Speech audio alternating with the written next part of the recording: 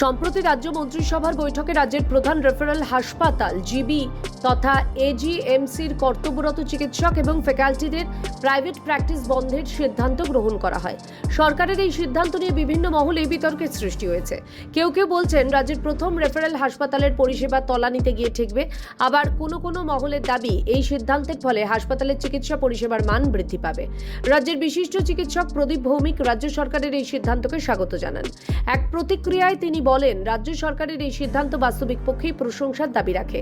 তিনি বলেন, এজিএমসির শুরুর সূচনা লগ্ন থেকেই আমরা চিকিৎসকরা এই দাবি তুলেছিলাম, কিন্তু তদানীন্তন সরকার সংশ্লিষ্ট বিষয়ে কোনো সিদ্ধান্তে পৌঁছতে পারেনি। তিনি জানান, এই সিদ্ধান্তের ফলে একদিকে যেমন ছাত্রদের পড়াশোনা ভালো হবে, অপরদিকে হাসপাতালে রোগীদের যত্ন বাড়বে, চিকিৎসকদের গবেষণামূলক কাজকর্ম করার সুযোগ সুবিধা থাকবে। ডক্টর প্রদীপ ভৌমিক আরও জানান, গত 20 বছরে জিবি হাসপাতাল তথা আগরতলা গভর্নমেন্ট মেডিকেল কলেজে চিকিৎসার পরিধি অনেকটাই বেড়েছে। বিভিন্ন বিভাগে সুপার স্পেশালিটি ডাক্তার রয়েছেন। এই অবস্থায় সরকারের এই সিদ্ধান্তে হাসপাতালের চিকিৎসক এবং ফ্যাকাল্টিদের কাজের গুণগত মান বাড়বে বলেও মনে করেন তিনি। আমরা যদি দেখি গত 20 বছরে অবস্থার কিন্তু পরিবর্তন অনেকটাই হয়েছে।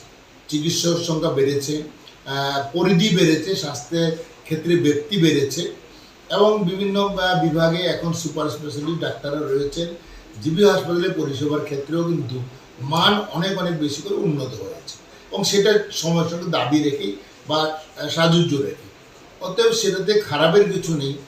মানুষের সুবিধা অসুবিধা যেটা বলে আমার মনে হয় এই মুহূর্তে যেটা মনে হচ্ছে যে অসুবিধা হওয়ার কোনো কারণ নেই, কারণ জিবি হাসপাতালে সে যে চিকিৎসাটা পাচ্ছে সেটা তো পেয়ে যাবেন এবং যদিও বলা হয় যে সেখানে আরও বেশি করে পাবেন, কিন্তু দিন তো 24 ঘন্টা, একজন ডাক্তার তো হয়তো 7-8 ঘন্টা কাজ করবেন, তার বেশি তো করবেন না।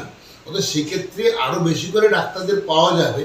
আমার মনে হয় সেটা কিন্তু হয়তো আমরা একটু অতিশয়োক্তি করছি, কারণ কোনো ডাক্তার এখানে কম কাজ করেন না, 8-10 ঘন্টা কাজ ঘুরিয়ে ফিরিয়ে করেন এবং সরকারিভাবেও বলা আছে এবং সুপ্রিম কোর্টের জাজমেন্টও বলা আছে চিকিৎসকদের সপ্তাহে 48 থেকে 56 ঘন্টা কাজ করা উচিত, এর বেশি নয়। এদিকে চিকিৎসক প্রদীপ ভৌমিক জানান, প্রাইভেট প্র্যাকটিসে চিকিৎসকরা খুব একটা বেশি রোজগারের সুযোগ পান না, তবে রোগীরা পরিষেবা পান।